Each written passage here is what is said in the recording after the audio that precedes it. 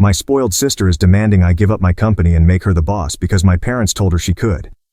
I, 25 years old, have a spoiled sister, 23 years old, who my parents have always babied from a young age. If I had the newest gadget, my sister would throw a fit and I would have to give it to her. When I worked multiple jobs to buy myself a used car, my sister threw a fit and my parents bought her a brand new car that she ended up crashing.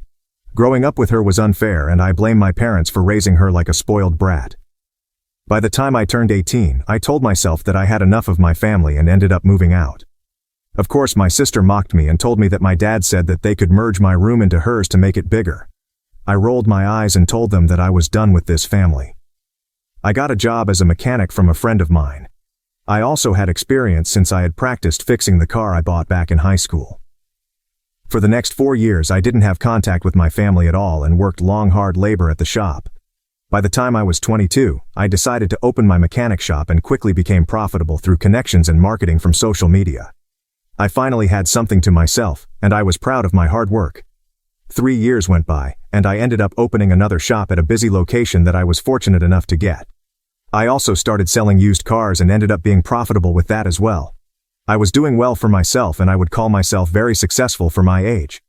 Recently I got a call from my other location that someone was looking for me, and it was my parents and my sister.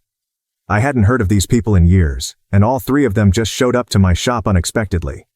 I drove 15 minutes until I arrived at my other shop and saw them waiting inside the lobby. They saw me, and my parents both hugged me and told me that they hadn't seen me in a while. My sister also hugged me as well and told me that she missed me.